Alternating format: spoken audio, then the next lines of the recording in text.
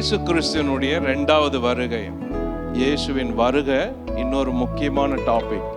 இதை பேசிக்கிட்டே இருக்கலாம், பல மாதம் பேசலாம். ஆனால் கிறிஸ்தவர்களுக்கு சொல்ல வேண்டிய சில முக்கிய செய்திகளை மட்டும் நம்ம இதை பார்க்க போகிறோம். எப்படி இயேசுனுடைய வருகையை புரிந்து கொள்வது, அதை எப்படி பிறருக்கு சொல்லுவது. இதுக்கு பிறகு இன்னொரு முக்கிய சின்ன தலைப்பு இருக்குது, நரகம். நரகம் கூட இதே மாதிரி ஒரு டாப்பிக்கில் இருக்கிற லெசன். இந்த மாதிரி நடுவில் இருக்கிற சின்ன டாப்பிக்கை முடிச்சிட்டோம்னா அதுக்கு பிறகு பெரிய டாப்பிக்கு போகிறது வசதி. ஸோ இன்னைக்கு நம்ம பார்க்க போகிற தலைப்பு இயேசு கிறிஸ்துவனுடைய 2வது வருகை. பழைய ஏற்பாட்டில் மொத்த 17 புத்தகங்களில் ஆண்டவருடைய 2வது வருகையை குறித்து 1845 இடங்களில் வேதம் குறிப்பிட்டுள்ளது. புதிய ஏற்பாட்டில் 27 புத்தகங்கள் உள்ளன. இந்த 27 புத்தகங்களும் 2வது வருகையை குறித்து சொல்லியிருக்குது. இந்த 27 புத்தகங்களிலும் 260 அதிகாரங்களில் 317 இடங்களில் ஆண்டவருடைய 2வது வருகையை குறித்து புதிய ஏற்பாடு விளக்கங்களை, குறிப்புகளை சொல்லியிருக்கு. ஆக பழைய ஏற்பாடும் இயேசுவின் 2வது வருகையை குறித்து குறிப்புகளை சொல்லியிருக்கு. புதிய ஏற்பாடும் இயேசுவின் 2ஆம் வருகையை குறித்த குறிப்புகளை சொல்லியிருக்கு. ஆண்டவருடைய முதல் வருகை, ஆண்டவர் இயேசுனுடைய முதல் வருகை எல்லாருக்கும் தெரிஞ்சது, உலகம் முழுசும் பிரபலமானது, எல்லா கிறிஸ்தவர்களுக்குமே தெரியும். அதே போல ஆண்டவருடைய 2வது வருகை, முதல் வருகைக்கும் 2வது வருகைக்கும் உள்ள வித்தியாசங்களை வேதம் பல இடத்துல சொல்லி இருக்குது. முதல்ல இருந்து குறிப்புகளை கவனிங்க. பழைய ஏற்பாட்டில் 17 புத்தகங்கள் இயேசுவின் 2ஆம் வருகையை குறித்து சொல்லி இருக்குது. 1845 இடங்கள்ல அந்த 2ஆம் வருகையை குறிப்பிட்டுள்ளது. புதிய ஏற்பாட்டில் 260 அதிகாரங்கள்ல 317 இடங்களில் ஆண்டவர் இயேசுவின் 2ஆம் வருகையை குறித்து புதிய ஏற்பாடு குறிப்பிட்டுள்ளது. முதல் வருகைக்கும் 2ஆம் வருகைக்கும் உள்ள வித்தியாசம் என்ன? முதல் வருகையை எல்லா சுவிசேஷ புத்தகங்களும் முதலிலிருந்தே சொல்லி இருக்கிறது.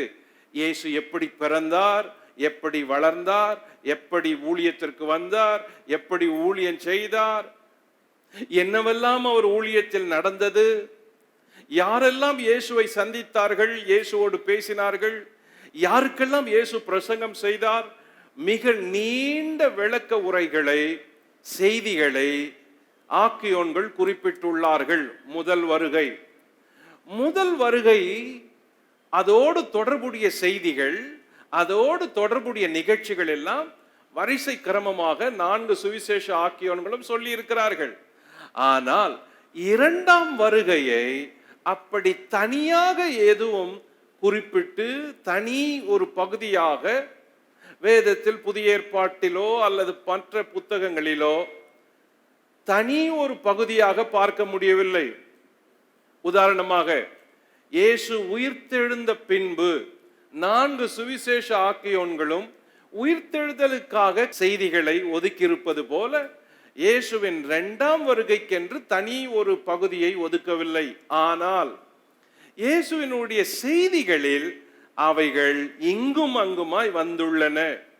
சரி, இயேசுவினுடைய செய்திகளில் அவ்வப்பொழுது தமது 2ஆம் வருகையை அவர் குறிப்பிட தவறவே இல்லை.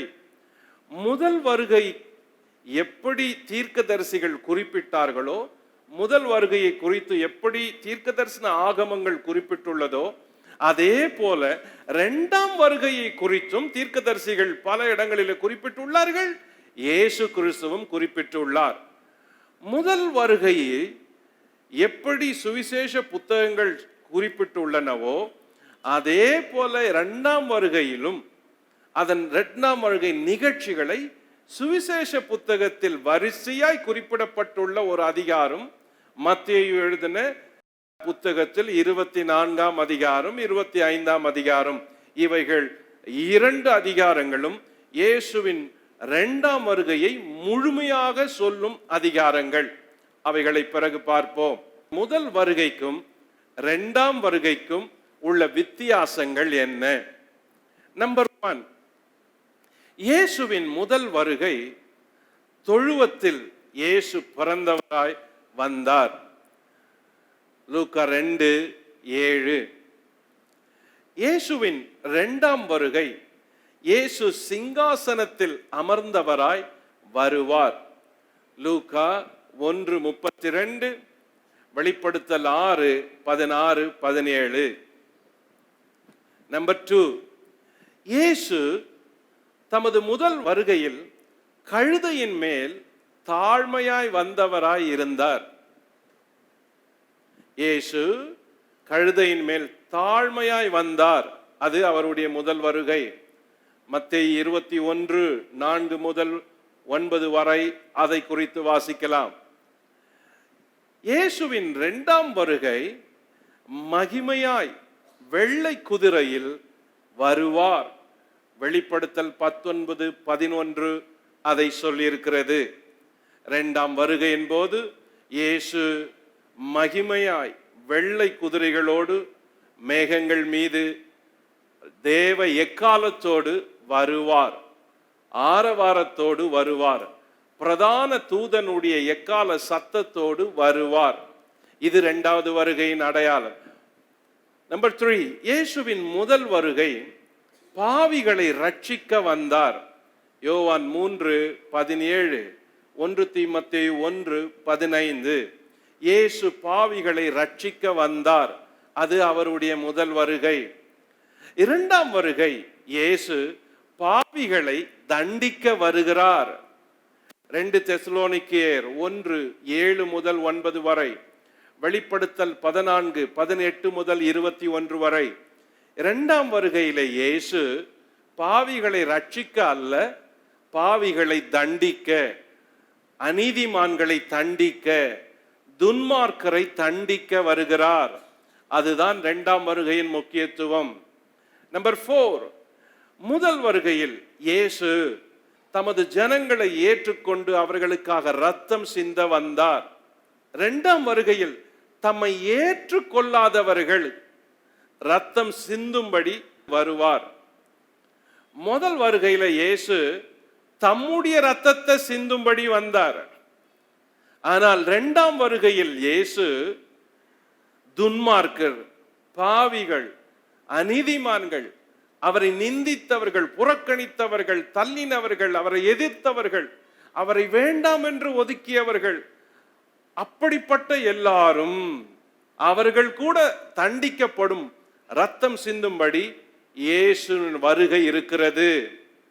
ஆக வெளிப்படுத்தல் 14:18-21 வரை, ஏசாயா 63:1-16 வரை வசனங்களை வாசித்தால் இயேசுவின் 2ஆம் வருகையில் எப்படி மக்கள் தவிப்பார்கள் என்று வேதம் சொல்லி இருக்கிறது. நம்பர் 5, முதல் வருகை இயேசு கட்டப்பட்டவராய் வந்தார். மத்தேயு 27:2. ஆனால் 2ஆம் வருகையில் இயேசு சாத்தானை கட்டுபவராய் வருகிறார். வெளிப்படுத்தல் 20:2. முதல் வருகையில அவரை கட்டினாங்க, அவரை கட்டி ஒப்பு கொடுத்தாங்க, கைகளை கட்டி இழுத்துட்டு போனாங்க. ஆனால் 2ஆம் வருகையில இயேசு சாத்தானை கட்டும்படி வல்லமை உள்ளவராக வருகிறார். நம்பர் 6, இயேசு முட்கிரீடத்தை தரித்தவராய் வந்தார். முதலாம் வருகையில் இயேசு வந்த பொழுது முட்கிரீடம் தரித்தவராய் வந்தார். மத்தேயு 27:29. 2ஆம் வருகையில் இயேசு பொற்கிரீடம் தரித்தவராய் வருவார். வெளிப்படுத்தல் 19:12. 2வது வருகையில இயேசு பொற்கிரீடம் தரித்த ஒரு உருவத்திலே, ராஜரீக உருவத்திலே, மகிமையான உருவத்திலே வரப்போகிறார். நம்பர் 7, முதல் வருகையில் இயேசு ஆட்டுக்குட்டியை போல வந்தார். இதோ உலகத்தின் பாவத்தை சுமந்து தீர்க்கிற தேவாட்டுக்குட்டி என்று அவரை பார்த்து யோவான் ஸ்நானகன் குறிப்பிட்டான். யோவான் 1:29. ஆனால் இரண்டாம் வருகையில் இயேசு வரும் பொழுது சிங்கத்தை போல வருவார். வெளிப்படுத்தல் 5:5. யூத ராஜ சிங்கம், சிங்கத்தை போல இயேசு அடையாளப்படுத்தப்பட்ட ஒரு மகிமையின் ராஜாவாக வரப்போகிறார். நம்பர் 8, இயேசு யூதர்களால் புறக்கணிக்கப்பட்டு புறவினத்தவரால் ஏற்றுக்கொள்ளப்பட்டவராய் வந்தார். அது அவருடைய முதல் வருகை. அதாவது இயேசு தமது முதல் வருகையில் தம்முடைய சொந்த ஜனமான யூதர்களால் புறக்கணிக்கப்பட்டார். ஆனால் புறவினத்து மக்களால் ஏற்றுக்கொள்ளப்பட்டார். யோவான் 1:11-12 வாசித்தால், அவரோ தமக்கு சொந்தமானதில் வந்தார், தமக்கு சொந்தமானவர்களோ அவரை ஏற்றுக்கொள்ளவில்லை. ஆனால் இயேசு இரண்டாவது முறை வரும் பொழுது இயேசு புறவினத்தவர்களால் புறக்கணிக்கப்பட்டு யூதர்களால் ஏற்றுக்கொள்ளப்படுபவராய் வருவார். ஏசாயா 66:7-8, ரோமர் 11:25-28, வெளிப்படுத்தல் 7ஆம் அதிகாரம் முழுவதும் என்ன சொல்லுகிறது? யூதர்கள் அவரை ஏற்றுக்கொள்வார்கள். பிரதேச துன்மார்க்கர், தேவனுக்கு பயப்படாதவர்கள், அவரை எதிர்த்தவர்கள், புறவினத்தவர்கள் எல்லாரும் அவரை ஏற்றுக்கொள்ள மாட்டார்கள். ஆக அவர்களை தண்டிப்பதற்காக இயேசு வருகிறார். முதல் வருகைக்கும் இரண்டாவது வருகைக்கும் உள்ள வித்தியாசத்தை பாருங்கள், எவ்வளவு தெளிவா இருக்கிறது. முதல் வருகையில் யூதர்கள் ஏற்றுக்கொள்ளவில்லை, புறவினத்தவர்கள் ஏற்றுக்கொண்டார்கள் இயேசுவை. இரண்டாம் வருகையில் புறவினத்தவர்கள் ஏற்றுக்கொள்ளவில்லை, யூதர்கள் ஏற்றுக்கொண்டார்கள். ஆகவே இரண்டாவது வருகை யூதர்களுக்கு மிக முக்கியமான வருகை. நம்பர் 9, முதல் வருகை. இயேசு உலகத்தின் ராஜ்யங்களை மாற்ற வந்தார். லூக்கா 4:5-8 வரை. இரண்டாம் வருகை இயேசு உலகத்தின் ராஜ்யங்களை ஆளும்படி வருவார். வெளிப்படுத்தல் 11:15-17 வரை.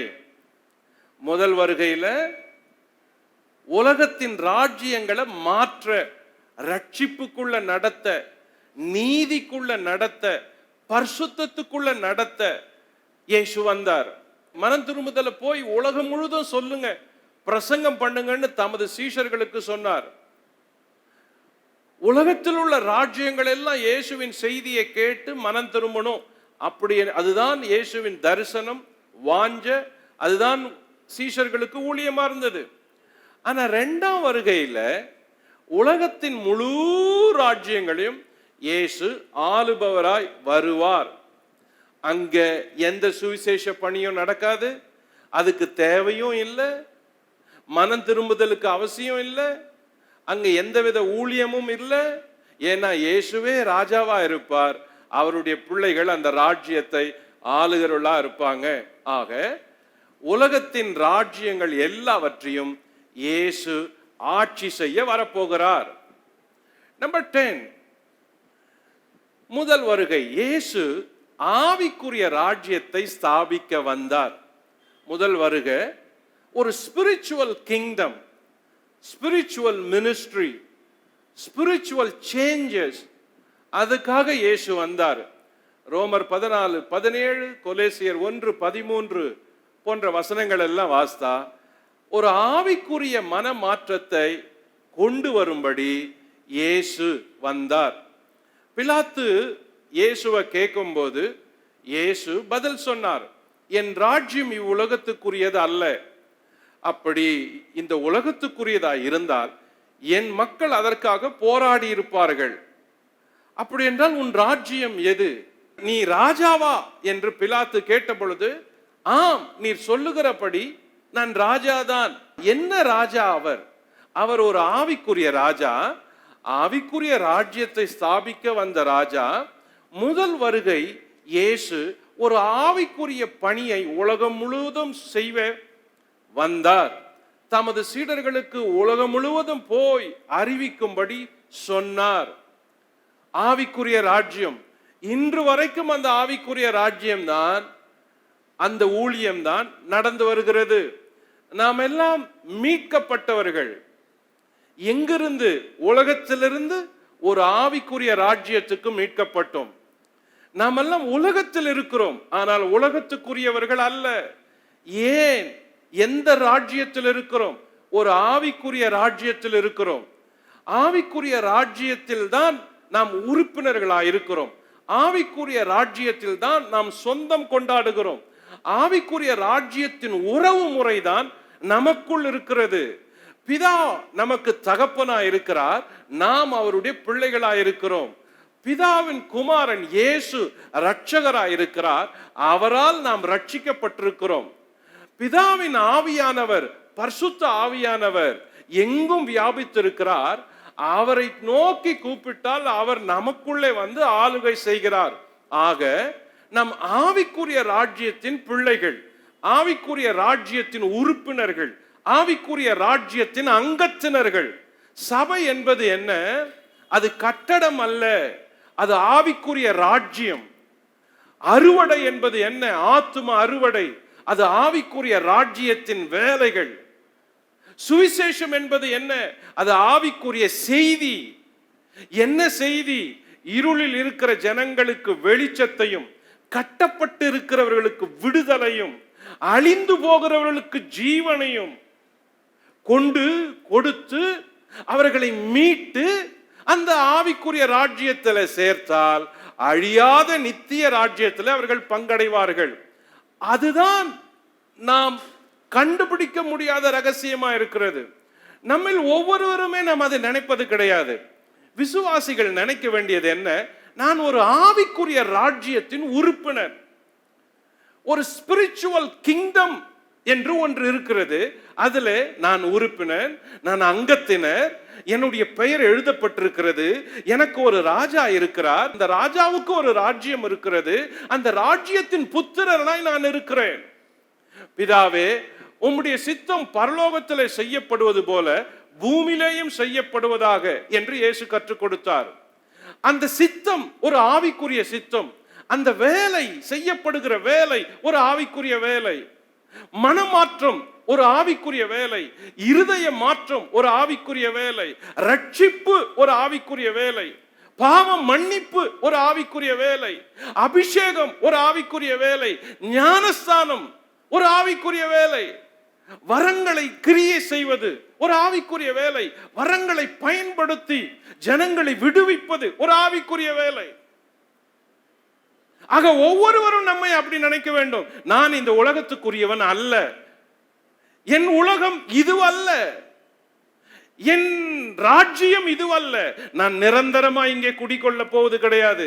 பவுல் எழுதும் பொழுது எழுதுகிறார், நம்முடைய குடியிருப்போ பரலோகத்தில் இருக்கிறது, அந்த வீட்டுக்காக நாம் காத்திருக்கிறோம். அது நிலையான வீடு, நித்திய வீடு. ஆக ஒவ்வொரு மனுஷனும் மனுஷிக்கும் 2 வீடுகள் இருக்கிறது. ஒன்று இந்த பூமியில் குடியிருக்கிற வீடு, அது தற்காலிக வீடு, மகிமை இல்லாத வீடு, அது நிரந்தரமற்ற வீடு, அழியக்கூடிய வீடு. ஆனால் இன்னொரு வீடு இருக்கிறது, அது மகிமையான வீடு, பரலோக வீடு, பரலோக ராஜ்யத்தின் வீடு, நித்திய வீடு, தேவராஜ்யம் என்ற வீடு, நம்முடைய பெயரை ஜீவ புத்தகத்தில் எழுதி வைத்திருக்கிற வீடு. நமக்குரிய எல்லாம் அங்கிருந்து தான் வருகிறது. கவனியுங்கள் ஆவிக்குரியவர்களே, ரட்சிக்கப்பட்டவர்களே, நீங்கள் ஆவிக்குரியவர்களாயிருந்தால் உங்களுக்குரிய எல்லாம் உங்களுடைய ராஜ்யத்திலிருந்து தான் வருகிறது. பரலோக பிதா எல்லாவற்றையும் மேலிருந்து தான் உங்களுக்கு அனுப்புகிறார். அதை தான் இயேசு கற்றுக் கொடுத்தார். பரலோக பிதா, நாம் ஜெபிக்கும் போது அந்தரங்கத்தில் பார்க்கிற உன் பிதா உன்னை அறிந்திருக்கிறார், உனக்கு தேவைகளை எல்லாம் அறிந்து உனக்கு கொடுப்பார். ஆகையினால் தான் ஜெபம் பண்ணி கேட்க வேண்டும். ஆகையினால் தான் அந்த ஜெபத்தில் உறுதியாய் தரித்திருக்க வேண்டும். ஆகையினால் தான் ஆவியில் ஜெபிக்க வேண்டும். ஆகையினால் தான் அந்நிய பாஷையை பேச வேண்டும். ஏன் இவைகள் எல்லாம் சொல்லப்படுகிறது? இது ஒரு ஆவிக்குரிய ராஜ்யத்தின் செயல். சரீரம் பார்க்காது, கண்களால் பார்க்க முடியாது, மனுஷனால் உணர முடியாது.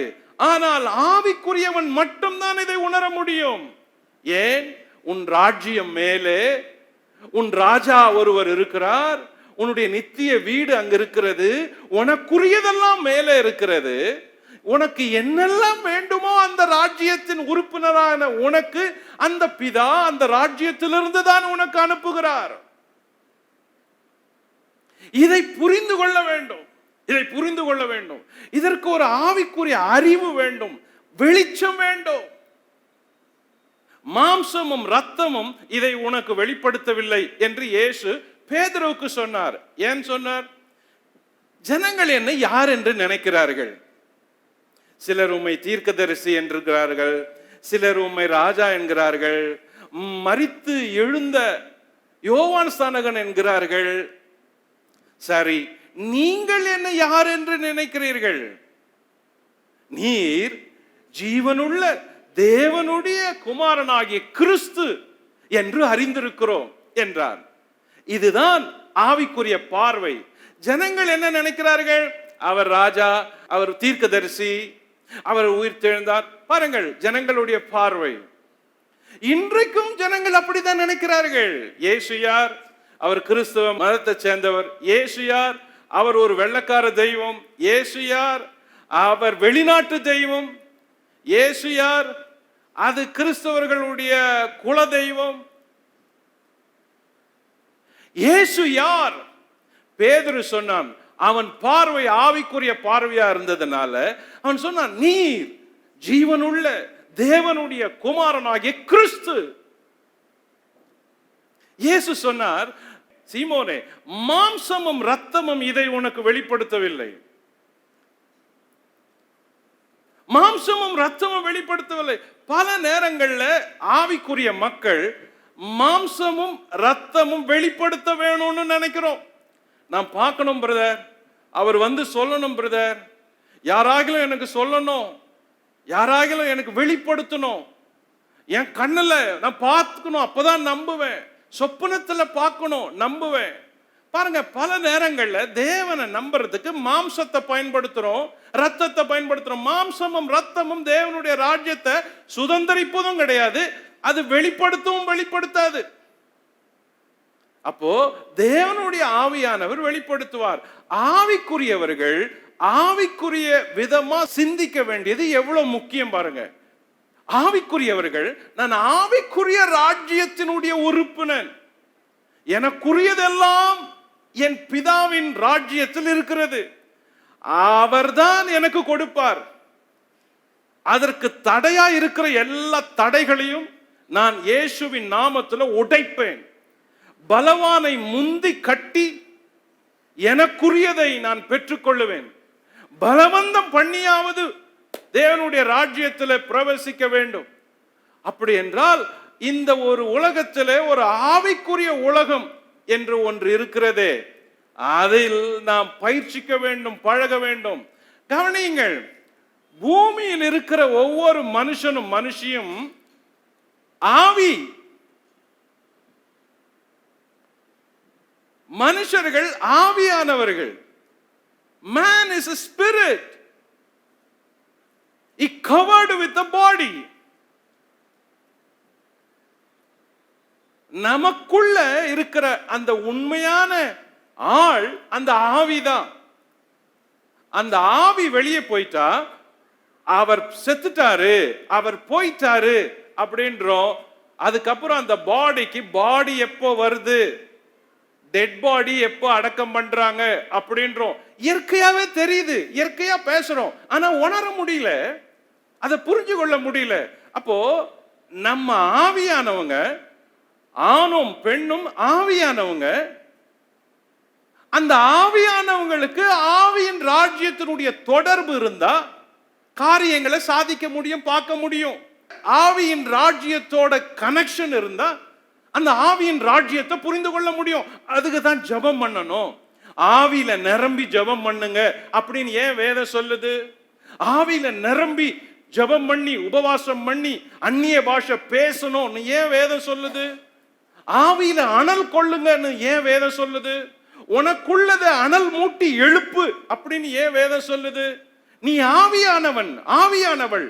உன்னுடைய ஆவி இந்த உலகத்தோட இருந்தா அது உயிர்ப்பிக்காது, அதுல எழுப்புதல் வராது. நீ ஆவியான மனுஷன், மனுஷி. உன்னுடைய ராஜ்யம் ஆவிக்குரிய ராஜ்யம், உன் ராஜா ஆவிக்குரிய ராஜா. அந்த ராஜா உனக்காக மேல இருக்கிறாரு, உனக்குரியதெல்லாம் அவர் மேல இருந்து கொடுப்பாரு. ஆகவே நீ ஆவிக்குரிய ஒரு முறையில தான் அந்த காரியங்களை பார்க்கணும், கேட்கணும், நடக்கணும். அதுக்குதான் நம்ம எல்லாம் ஆவிக்குரியவர்கள் அப்படின்னு அடையாளப்படுத்தப்படுறோம். ஆவிக்குரிய சபைக்கு வர்றோம். எல்லாமே ஆவிக்குரியது. அப்போ இயேசு வந்த முதல் வருகை ஆவிக்குரிய உலகத்தை ஸ்தாபிக்க வந்தார்.